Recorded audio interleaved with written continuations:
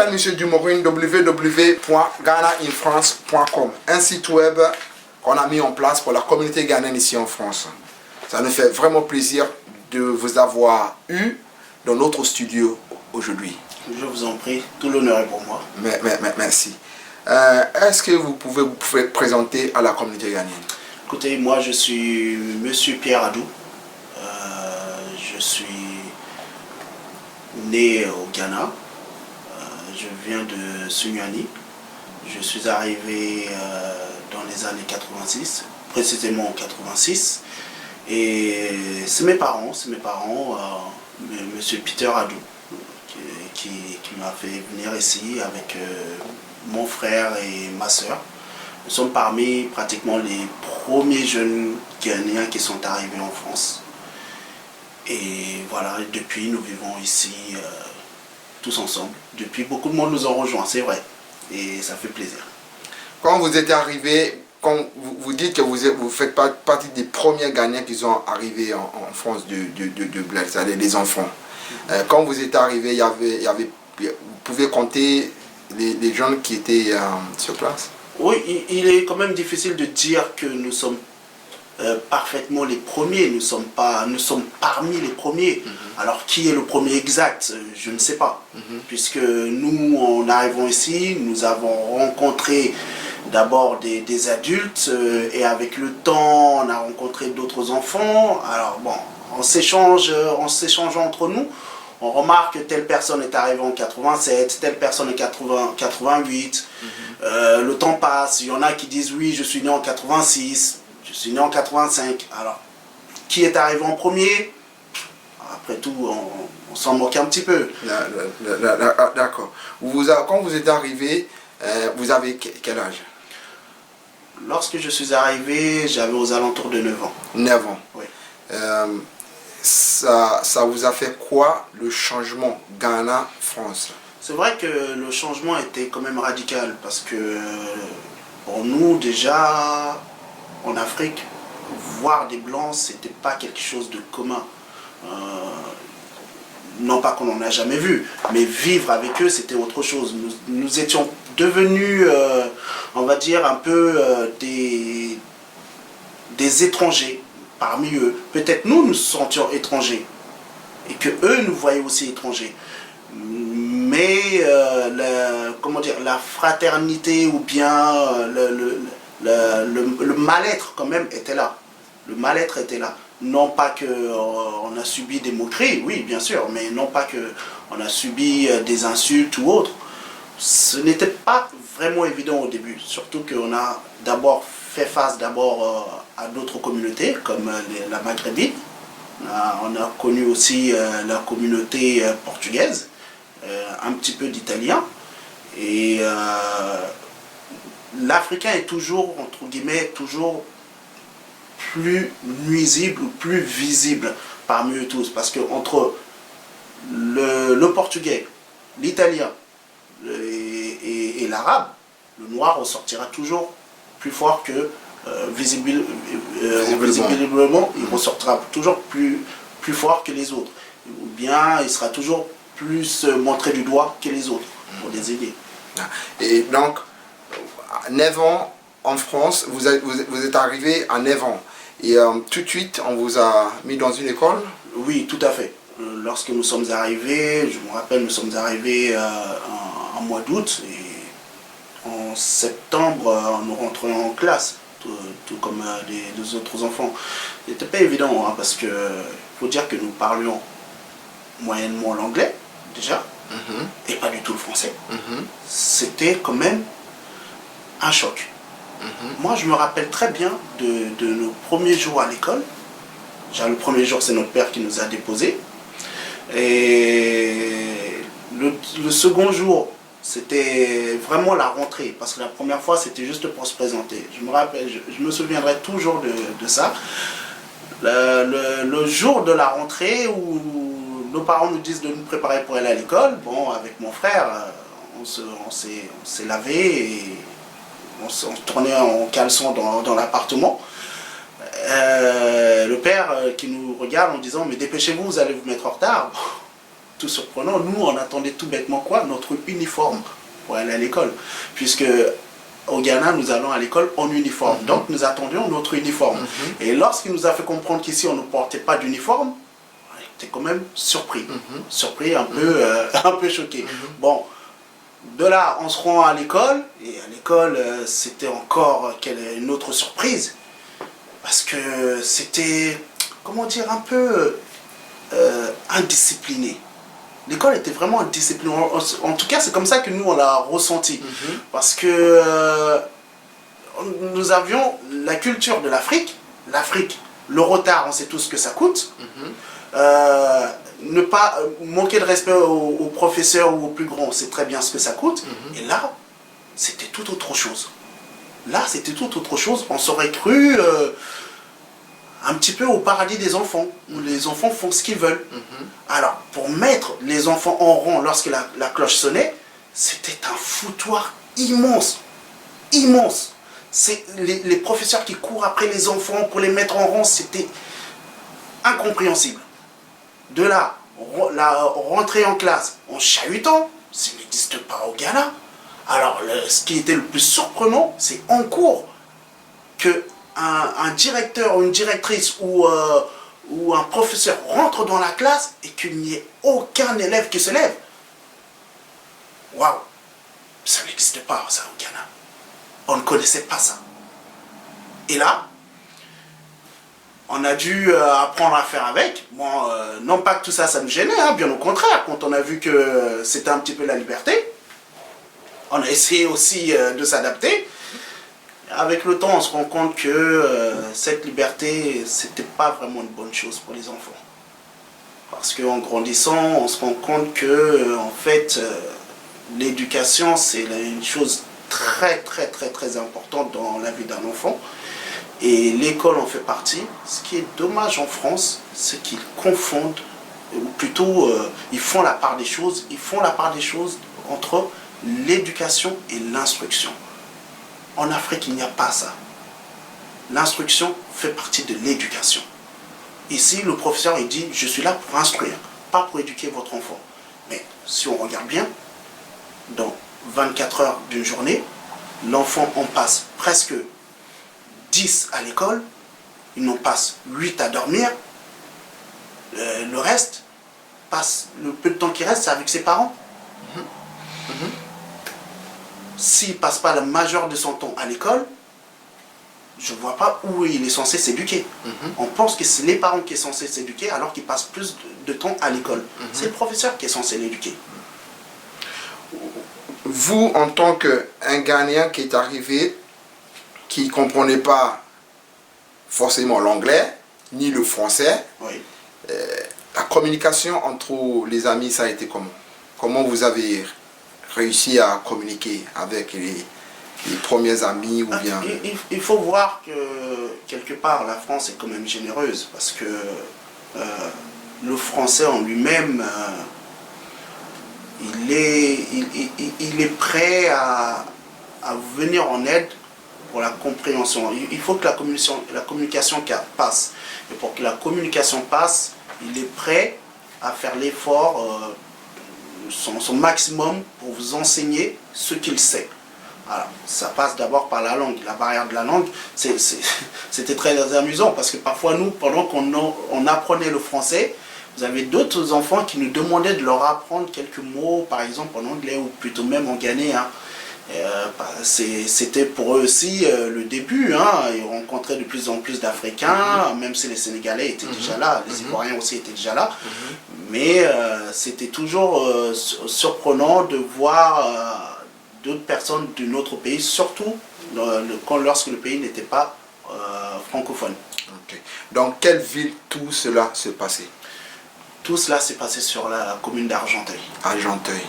D'accord, donc vous vivez toujours à Argenteuil? Je ne vis plus à Argenteuil, c'est mes parents qui vivent, qui continuent à vivre à Argenteuil. Moi je suis pas loin non plus, je suis Épinay-sur-Seine. Épinay-sur-Seine. Et j'étais au collège Eugénie Coton à Argenteuil.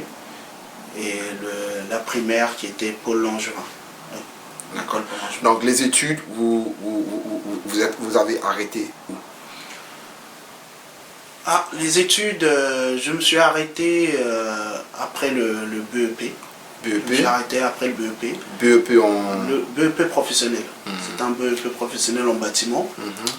Bon, malgré tout cela, faut dire que la France aussi a joué de la malice, hein, parce que moi j'étais désorienté vers le lycée professionnel malgré moi. Ce n'est pas vraiment ce que j'ai souhaité. J'aurais préféré continuer les études pour aller... bon, moi dans la vie je voulais être informaticien. Si on veut. Et malgré tout, moi je pense que tout ce qui est arrivé est un peu de la faute du gouvernement français qui préparait les enfants à reprendre le flambeau des parents dans l'immigration. C'est-à-dire les parents qui sont arrivés, l'immigration, le travail qu'ils faisaient, c'était le travail de manœuvre ou bien dans le bâtiment. Il fallait de la manœuvre à cette époque-là. Parce que, donc ils avaient un peu ouvert les portes pour laisser rentrer les immigrés. Et les parents n'avaient pas trop le temps pour les enfants concernant leur instruction. Nous, on rentrait à la maison, il n'y avait personne pour nous aider pour nos devoirs. Vous voyez, 9-10 ans, mon frère on en avait 12-13, nous ne parlons pas français non plus, des devoirs en français, qui est là pour nous les traduire, au moins ne serait-ce que bien faire les devoirs. Personne. Lorsque le père ou la mère elle-même ne maîtrise pas non plus la langue parfaitement, comment elle peut t'aider? Donc ça a été très très difficile de suivre les cours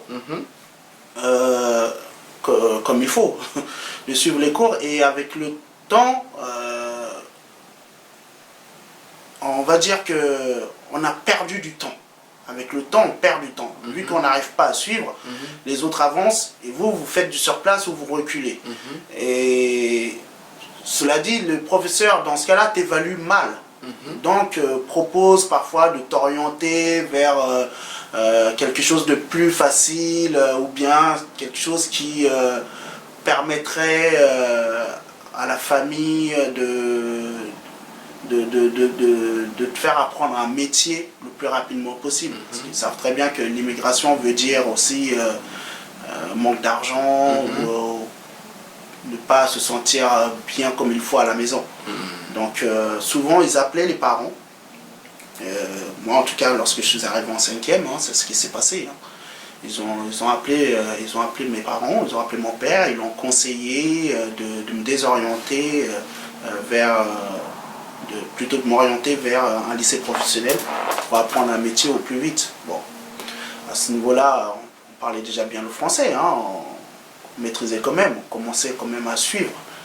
Mais la France avait aussi ses idées, et puis si les parents allaient vieillir, il fallait que les enfants reprennent la suite sur le travail que les parents entreprenaient. Donc je me rappelle qu'à l'époque, il y avait du boulot. Il y avait du boulot, on parlait toujours du chômage, mais il y avait du boulot. Tout simplement, c'est que le français lui-même ne souhaitait pas le faire. Tout ce qui était nettoyage, balayage de rue, le bâtiment, ramasser les poubelles pour la commune, tout cela, c'était hors de question. J'ai même le souvenir de mon père qui travaillait comme gardien de la cité à l'époque, qui se faisait insulter ou qui recevait pas mal de moqueries parce que c'était lui qui était le gardien de la cité. Wow. Voilà. Et lui-même nous a raconté... Même ça? Même cela, oui. Même wow. Ça. Oui. Donc il faut qu'il balaye. Bien sûr. Bien sûr. Et j'ai le souvenir de mon père qui nous raconte que même en voulant obtenir un appartement, un logement dans la cité où il vivait, c'était quand même... c'était la croix et la bannière. Parce que les résidents, les gens qui vivaient dans la cité ont refusé. Ils ont fait une pétition pour refuser. Ils ont refusé, ils refusaient mon père dans la cité, soi-disant, c'était le balayeur, c'était celui qui sortait les poubelles et tout, donc considéré comme sale. Une personne sale ne pouvait pas vivre parmi eux. Voilà la mentalité de l'époque. Il fallait se farcir tout ça. Donc moi je vous dis chapeau, arrivé à 9 ans, et n'a pas avoir les parents qui comprenaient mieux le français pour pouvoir vous aider à faire les devoirs et tout cela, vous allez quand même réussir à obtenir un diplôme. Et aujourd'hui, qu'est-ce que vous faites actuellement? Est-ce que vous travaillez toujours dans le bâtiment? Non, au jour d'aujourd'hui, je ne travaille plus dans le bâtiment. C'est vrai que j'ai été déorienté vers le bâtiment. Ceci dit, c'est un métier comme un autre. Hein, et puis surtout, j'étais dans une école. Alors à partir du moment où j'étais là, parce que j'en ai beaucoup qui m'accompagnaient dans cette école et qui ont abandonné ou qui se sont dit oui, c'est pas ce que je veux faire, donc moi j'arrête. Bon bref, moi j'étais là, en Miami. De mon plein gré ou forcé, il fallait que je ressorte de là-bas avec quelque chose. J'ai horreur de l'échec. Je n'accepte rarement l'échec. Alors, je suis rentré dans cette école, très bien. Bah, il fallait que je ressorte avec quelque chose. Donc je me suis forcé à étudier ce que je n'aimais pas. Bon, bah, il n'y a pas de sous-métier. Je suis sorti avec un CAP, un BEP du bâtiment, de maçonnerie. Très bien. Je suis sorti avec cela. Si je ne l'exploite pas, il ne vaut rien. Vous ne pouvez pas débarquer chez un patron ou quiconque dire oui, j'ai un CAP de bâtiment après 10 ans d'études sans l'avoir exploité. Sinon, de toute façon, il ne vaut rien. Donc, j'ai décidé de l'exploiter. J'ai exploité ce diplôme pendant 6 ans. Wow. J'ai pris 6 ans de connaissances. Du coup, je me suis rendu compte que c'était un beau métier qui pouvait servir n'importe où dans la vie. Avoir un métier manuel, c'est très important. Ah oui. C'est très très important. On se rend compte que partout où on arrive dans le monde, ne parlant pas la langue, eh bien le métier, au moins, c'est universel. Universel. C'est universel. On se comprend partout. Il n'y a pas besoin de beaucoup parler pour faire de la maçonnerie. Il n'y a pas besoin de beaucoup parler pour faire de la plomberie, la chaudronnerie. Tout ce que l'on veut, l'électricité, c'est des choses où on apprend et puis on garde ça en soi. Un peu comme le vélo. Vous apprenez à faire le vélo, ça y est. Ça reste. Bon, moi, j'ai pratiqué pendant 6 ans. Au bout de 6 ans, je me suis dit, bon, je compte quand même faire autre chose de ma vie. Je veux essayer de faire un travail où je puisse gagner plus lorsque j'en fais plus. Donc, j'ai commencé à y réfléchir et je me suis dit, bon, travailler pour un patron, c'est bien, mais c'est pas ce qui va me permettre de gagner mieux ma vie. Alors, en réfléchissant, en prenant conseil chez les grands, les adultes, mes frères aussi, qui m'ont conseillé aussi de rentrer dans le métier de la conduite, qui était le taxi. Alors, j'ai passé l'examen de taxi parisien que j'ai obtenu. Et de là, je suis rentré dans le métier de taxi. Le métier de taxi m'a appris à gérer moi-même mon emploi du temps et aussi mes revenus. Et avec le temps, j'ai rencontré la femme avec qui je vis aujourd'hui. Et cette personne aussi travaillait à l'époque, elle travaillait aussi à Euro Disney. Et une fois qu'on a officialisé notre union, elle m'a proposé, elle aussi, de vouloir quelque chose à elle pour pouvoir se sentir un peu plus libre. Bon, là, j'ai réfléchi. Bon, c'est pas des choses faciles, donc j'ai essayé de le faire comprendre les enjeux, les inconvénients, et puis aussi les intérêts, et le faire comprendre que parfois il y a plus d'inconvénients que d'intérêts. Bon, c'est une femme forte, hein, donc elle a voulu tenter l'aventure, très bien. Alors j'ai mis les choses en place et puis on a commencé à économiser et acquérir notre boutique qu'elle a actuellement. Au jour d'aujourd'hui, c'est moi le gérant. J'essaie de gérer ça le mieux que je peux. Donc vous avez à part la conduite, vous avez À part la conduite, j'ai aussi une boutique. Une boutique. Voilà. Bon, d'accord. Donc maintenant, on peut dire que vous êtes patron de vous-même. Vous ne travaillez pas pour quelqu'un. Non, je ne travaille plus pour quelqu'un. D'accord. Qu'est-ce que ça fait de ne pas travailler pour quelqu'un? Alors, ne pas travailler pour quelqu'un, on peut dire que mentalement, Qu'est-ce que ça fait d'entreprendre? C'est-à-dire que... Oui. Entreprendre, voilà. Il y a quand même une fierté qui est là, hein, parce que on se sent utile, et puis il y a quelque part, on est valorisé en soi-même, et puis et puis c'est une aventure où on se dépasse, on essaie de se surpasser et se dire que finalement on peut être quelqu'un dans la vie si on y met de la volonté. Et puis il y a une forme de fierté qui est là, on est fier de soi, on a la reconnaissance un petit peu de ses proches. Et sinon, parlez-nous un peu de l'inconvénient. Est-ce qu'il y a l'inconvénient? Les inconvénients, après, ça dépend du métier que vous avez. Parce que les inconvénients, vous avez quand même tout ce qui est les charges professionnelles et tout ça qui sont là. Et qui parfois vous travaillent un peu la tête, peut vous empêcher de dormir. On peut dire aussi ça comme ça. Parce que lorsque vous recevez des lettres de relance, des huissiers qui vous relancent, c'est pas des choses vraiment agréables à vivre. Mais quoi qu'il en soit, vous êtes patron et vous n'avez de compte à rendre à personne, ce n'est qu'à vous-même. Et vous savez que tout ce que vous avez ne dépend que de vous. Ça ne dépend que de vous. Et vous dites parfois, je dois tout faire pour le garder parce que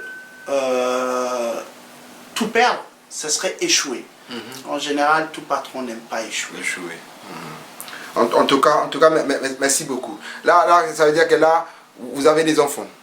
Aujourd'hui, vous avez combien d'enfants? J'ai 2 enfants, j'ai 2 garçons. 2 enfants. Quel âge? Le premier va avoir 5 ans bientôt, et le deuxième, il a 2 ans. Donc le premier, il a déjà commencé à aller à l'école, elle est au maternel là? Oui, il est au maternel. D'accord. Et par rapport à l'expérience que vous avez eue, quand vous êtes arrivé en France, les études, les parents qui n'étaient pas là pour vous aider pour les devoirs, qu'est-ce que vous envisagez pour les enfants? Oui, c'est vrai que là, c'est tout autre chose. Lorsqu'on est déjà passé dans la jungle, on sait quand même où se trouvent les pièges et comment préparer nos enfants à faire face à cela, ou bien à les éviter au mieux. Parce que c'est vrai que, aussi bien pour moi que pour ma femme, l'éducation et l'instruction est quelque chose de très très très important pour nos enfants. Donc on y fait vraiment attention, aussi bien lorsque l'enfant s'exprime envers nous que envers ses amis ou envers les personnes à l'extérieur ou les professeurs. J'ai des projets pour mes enfants, dans les études, hein, bien sûr, j'entends. J'ai des projets pour eux et j'y pense tous les jours parce que lorsqu'on a des enfants, on a une raison de plus de vivre. On a une raison de plus de vivre. Je vis au jour d'aujourd'hui pour mes enfants avant tout, avant même que ça soit pour mes parents, puisque j'en suis responsable. Et je suis responsable de leur éducation et de leur instruction aussi. En tout cas, merci beaucoup. Là, aujourd'hui, quand vous êtes arrivé en France, il n'y avait pas beaucoup d'enfants ghanéens. Maintenant, vous-même, vous êtes témoin. À chaque fois qu'on organise Miss Ghana France, ces événements où les enfants nés en France viennent, on voit qu'aujourd'hui, il y a beaucoup de franco-ghanéens ici en France. Comment vous voyez cette jeunesse, cette génération? Comment vous les voyez? Qu'est-ce que c'est quoi le conseil que vous donnerez à la génération d'aujourd'hui? La génération d'aujourd'hui, parce que maintenant, ça fait 30 ans maintenant, 30 ans passés que je suis en France. Et je ne sais même plus si je suis en France ou si je dois dire je suis français tout simplement. Puisque j'ai passé plus de temps dans ce pays-là que le pays d'où je suis né. Et il y a une chose qui est importante, c'est d'abord envers les adultes, c'est rappeler aux enfants d'où ils viennent. Parce qu'en France, que vous le vouliez ou pas, que vous le sentiez français ou pas, il y aura toujours une personne qui vous rappellera d'où vous venez. Tout simplement, sinon les Français, le gouvernement ne parlerait pas d'origine. On parle d'origine même quand l'enfant est né en France. Donc s'il parle d'origine même lorsque vous êtes né en France, c'est que quelque part, vous ne serez jamais à 100% pur français. Vous voyez? Donc vous pouvez vous dire être français, mais pour le blanc, votre couleur de peau vous trahira toujours. Voilà. Et l'origine de vos parents vous trahira toujours. Donc, pour les enfants au jour d'aujourd'hui, moi, ce que je peux leur dire, avant tout, c'est de chercher à comprendre d'où ils viennent, ce qu'ils font et où ils vont. Lorsqu'on sait d'où on vient, on sait où on va. Toujours. Parce que lorsqu'on ne sait plus où on va, on regarde derrière soi. Pour savoir d'où on vient. Au jour d'aujourd'hui, les jeunes Ghanéens en France, il y en a qui pratiquent très peu déjà la langue. On a une très belle langue. Moi, j'adore la langue ghanéenne. C'est une langue... Toutes les dialectes, quoi. Toutes les dialectes, c'est une langue très très riche. Elle est presque aussi riche que le français. Le français est une langue très riche. Le ghanéen, la chanté, est presque aussi riche que le français. Il y a plusieurs langues, je crois qu'il y a pas loin de 55 langues différentes au Ghana, et toutes aussi belles les unes que les autres. Et la culture et les proverbes qui sont dans cette langue, c'est quelque chose, c'est une richesse qu'on a, et j'ai l'impression que les parents en France ne se rendent pas compte. Lorsque vous allez dans un meeting, ou plutôt dans une réunion parmi les adultes, et que ça parle beaucoup, on ne sait plus où ça en est, parfois vous avez un ancien qui se lève, il va sortir un proverbe et ça règle tout. Et ça, parfois, moi je suis épaté. Je suis épaté, je suis ébloui, je me dis comment, avec tout ce cafouillage, l'ancien il se lève, il va juste sortir une phrase et ça va mettre tout le monde d'accord. Et c'est vérifiable. Ça c'est quelque chose que moi j'apprécie. C'est pour ça que même les chansons ghanéennes et tout cela, il y a beaucoup de chanteurs qu'on a dernièrement qu'on a perdu qui me fait très très mal. Dassé Bradjamena. Dassé Bradjamena c'est un chanteur remarquable. Moi j'adorais ses chansons. Les anciennes surtout parlent en proverbes, c'est des sous-entendus réfléchis. Et c'est un artiste qui va beaucoup nous manquer. Pour moi il va beaucoup nous manquer. Et donc cette jeunesse, c'est quoi le conseil que... Le conseil en lui-même que je dois donner à cette jeunesse, c'est avant tout, déjà, être croyant. Il faut croire en Dieu. Nous sommes passés par là, avoir des anciens qui vous parlent de la Bible ou qui vous parlent de la croyance, ce n'est pas pour rien. Et au jour d'aujourd'hui, moi je remarque, les enfants, il y a énormément de manque de respect de leur part. Envers les anciens. Je fais partie des premiers Ghanéens, jeunes Ghanéens en France. Il y a pratiquement tous les anciens qui me connaissent. Vous rencontrerez personne qui vous dira que je lui ai manqué de respect. Personne. Aussi bien de ma part que pour mon frère ou pour d'autres amis qui... Donc ça ouvre les portes d'être respectueux. Ça ouvre les portes d'être respectueux. Aujourd'hui, ils sont plus dans les histoires de fashion, ils veulent ressembler à un telle star, ça court après l'argent à tout prix, ils pensent que l'argent c'est le pouvoir absolu, c'est les vêtements de grandes marques, ça oublie l'essentiel, ça oublie l'essentiel, ça veut rentrer dans le moi aussi j'ai. Ou moi aussi je veux obtenir. Ça fait des enfants comme cela. On ne sait même pas pourquoi. Ils veulent des enfants sans se rendre compte de l'importance d'avoir un enfant. Ce que ça engage. Ce que ça engage d'avoir un enfant. L'éducation d'un enfant, préparer son avenir. Il ne faut pas avoir un enfant juste pour avoir un enfant. C'est vrai qu'il y a des gens qui pleurent pour avoir des enfants. Moi-même, j'ai pleuré pour avoir un enfant. Mais c'est parce que j'étais prêt à avoir un enfant. Il faut se préparer en conséquence. Il faut soi-même se bâtir un endroit où s'installer. Il ne faut pas être en difficulté pour remettre un enfant dans une difficulté. Ça n'a pas de sens. Ça n'a pas de sens. Vous faites un enfant pour l'aimer et lui donner un avenir, pas pour le faire souffrir. Pas pour le faire souffrir. Donc la jeunesse d'aujourd'hui,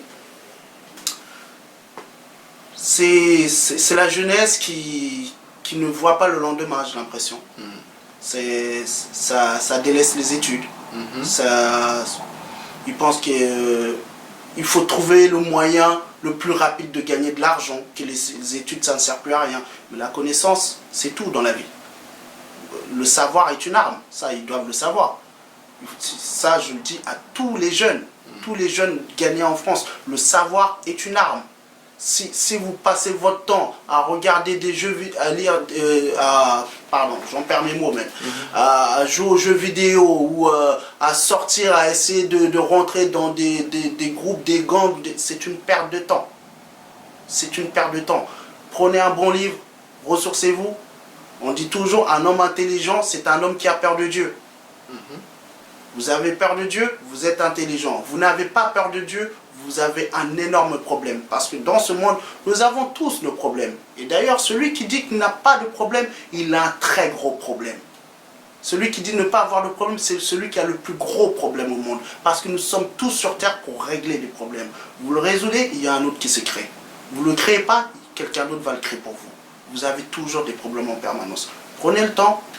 Le but, c'est d'avancer proprement, paisiblement, sans manquer de quoi que ce soit à personne, sans manquer de respect à qui que ce soit, sans manquer de respect à ses anciens. J'ai rencontré des enfants qui insultaient leurs parents, en vis-à-vis. Mais on se demande, ça sort d'où ça? Parfois je me demande, mais si on marche sur la tête. Après on en arrive à des séquences comme on voit aujourd'hui. Des enfants qui sont perdus. Si vous n'avez pas de religion, prenez-en une, mais prenez-la tôt, pas tard. Lorsque vous la prenez tard, il vous arrive des choses comme il arrive au jour d'aujourd'hui. Vous entendez ce qui se passe? Des gens qui s'attachent des bombes à la ceinture, qui veulent aller faire soi-disant la guerre sainte. Vous voulez faire la guerre sainte? Vous pouvez la faire depuis chez vous. Vous savez ce qui est bon et mauvais? Ce qui est mauvais, c'est simple. C'est ce que vous ne voulez pas qu'on le fasse à vous ou à votre famille. C'est simple. Ce qui est bon, c'est ce que vous demandez pour vous. Priez pour ça, vous le recevrez. C'est comme ça que ça marche. En tout cas, merci beaucoup. Mais on ne peut pas terminer sans parler de quelque chose de très important que vous-même vous l'avez abordé dès que vous avez commencé à parler. Vous avez dit, quand vous êtes arrivé en France, il n'y avait pas beaucoup de jeunes. Par contre, vous avez rencontré beaucoup d'anciens. Oui. Donc, ça veut dire que moi, c'est nos anciens qui sont là en France, qui nous appelons les nananons. Oui. Ils ont joué un rôle très important dans notre communauté. Oui. Il y a des hauts et des bas. Ça, il y en a partout. C'est quoi l'image que vous avez de nos anciens qui sont là? Ah, pour dire la vérité, nos anciens, déjà moi personnellement, je les félicite. Parce que si moi je suis arrivé en France et que je ne parlais pas le français, ils ne parlaient pas non plus le français. Et ces gens-là ont tenté l'aventure. Nombreux sont les gens qui sont arrivés dans des situations critiques. Je ne parle pas de ceux qui sont passés par le désert, ceux qui sont passés par la mer, boat people et tout cela. Ceux qui ont vendu leur fortune, tout ce qu'ils avaient en Afrique pour venir tenter l'aventure ici. Personnellement, moi je leur tire leur chapeau. Je leur tire mon chapeau. bravo. Pour moi, ce sont des hommes. C'est des vrais hommes. Partir à l'aventure comme ça, je ne sais pas si moi j'aurais eu le courage, personnellement.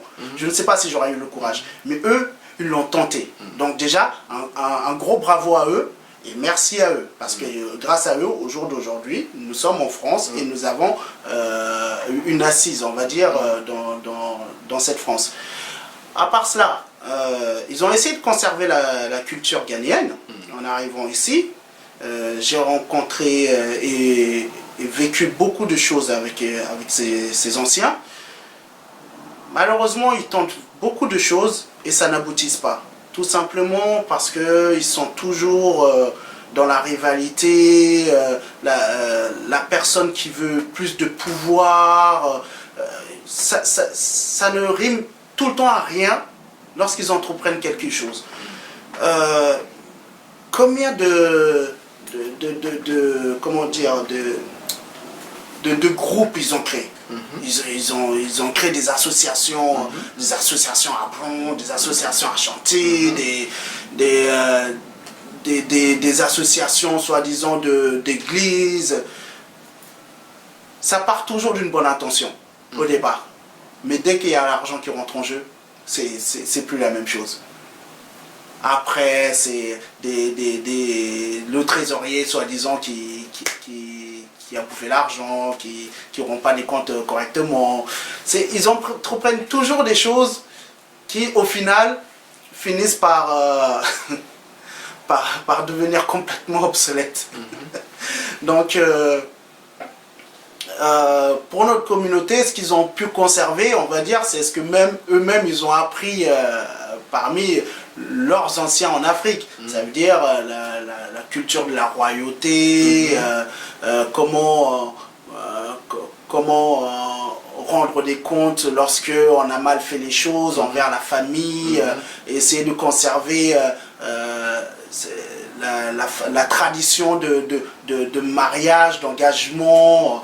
Bon, tout ça c'est bien, mais à part ça, si je dois vraiment regarder les anciens avec qui j'ai grandi ici, je n'ai vraiment pas vu quelque chose de marquant depuis les 30 dernières années de leur part. Waouh! Réellement. C'est dommage. C'est dommage, mais on va dire qu'ils ont fait ce qu'ils devaient faire, eux. On va dire, moi je prends toujours du fait qu'ils ne peuvent pas tout faire. Moi je leur remercie d'avoir, en termes de bâtiment, d'avoir mis la bonne fondation. Ils ont mis les bonnes bases, la bonne fondation. C'est-à-dire venir s'implanter ici, continuer à garder de la culture. Ok, très bien. La fondation, elle est bonne. Maintenant, à nous de monter le bâtiment qu'il faut, tout simplement. À nous de monter le bâtiment qu'il faut. C'est quelque chose qui m'a toujours travaillé un petit peu quelque part dans ma tête, à savoir que je ne peux pas me permettre de passer 30 ans en France ici et dire que après 30 ans, je suis toujours salarié pour un patron qui me paye toujours au SMIC, où je suis toujours là à me plaindre. Non, non, je regarde les autres communautés. Je regarde quand même les Portugais, ce qu'ils font. Je regarde quand même les Sénégalais, ce qu'ils font. Les Italiens, il y en a qui ouvrent des restaurants. Il y en a qui... il y a même des supermarchés portugaises. Alors pourquoi est-ce que nous, on ne pourrait pas le faire? Pourquoi? Il faut entreprendre. Tout simplement parce que de nos jours, lorsque le jeune Ghanéen, il a une idée et qu'il veut entreprendre, l'ancien veut toujours être au courant. Pourquoi? Je ne sais pas. Pour donner de bonnes idées? Ou le prévenir des dangers et des risques qu'il y a? Ok, très bien. Mais je ne vois pas le risque qui peut le mettre en prévention lorsque l'enfant, il est né ici ou bien il a grandi ici. Il a étudié ici. Ce qui veut dire, il parle, lit le français mieux que l'ancien. Je ne vois pas comment est-ce que l'ancien peut le conseiller dans ce que lui-même il a déjà étudié. L'ancien n'a pas étudié ce que l'enfant il a fait. Mais l'ancien veut quand même rentrer avoir le contrôle sur ce que le jeune y fait. C'est pas la peine. Laissez le jeune faire. Laissez-le avancer. Ok, il va avancer, il va arriver à un moment, il va buter, il va rencontrer des difficultés, mais ça va le forger. Comme dit Mandela, comme disait Mandela,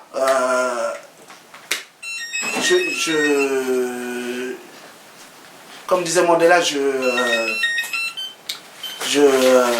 qu'est-ce qu'il disait? Ça m'a un peu perturbé. Comme disait Mandela, je ne perds jamais, mais j'apprends. Voilà. Et faire une erreur, c'est que apprendre pour la suite. C'est ne pas répéter l'erreur, tout simplement. Donc, vouloir aider l'enfant, moi je ne vois pas ce que l'ancien il peut faire. Il faut savoir céder la place. On ne peut pas garder le trône éternellement. Vous gardez le trône éternellement, bah, vous vous placez en tant que dictateur. Et en tant que dictateur, après vous, eh bien, c'est le désastre. Si vous gardez le monopole en permanence, il n'y a qu'à regarder la Libye. Tous ces dictateurs qui étaient en place. Il faut essayer de former les enfants. Laisser la place aux jeunes. Moi, je tire toujours mon chapeau à Jerry Rawlings. C'est l'un de, soi-disant, dictateurs, qui a quand même réussi à céder la place. Il a cédé la place honnêtement et gentiment, comme il le faut. Du coup, c'est l'un des plus respectés en Afrique, en matière d'anciens présidents. En tout cas, merci beaucoup. www.ghanainfrance.com. Comme vous le savez très bien, c'est un site web qu'on a mis en place pour la communauté ghanéenne ici en France. Et ça nous fait toujours plaisir de partager avec le monde ce que le Ghanéen fait ici en France. Merci beaucoup. Je vous en prie. D'ailleurs, vous aussi, j'aimerais vous remercier parce que vous avez entrepris ghanainfluence.com. Et honnêtement, je suis vraiment épaté. Je suis vraiment épaté. Parce que vous avez eu une idée que aucun Ghanéen n'a eu en France ici. Et franchement, vous rendez service à la communauté. Je vous suis souvent, même si je n'interviens pas beaucoup, je vous suis énormément. Et j'apprécie votre travail. Merci. Parce que ce que vous nous donnez, ou plutôt ce que vous apportez à la communauté, ce n'est que du bien.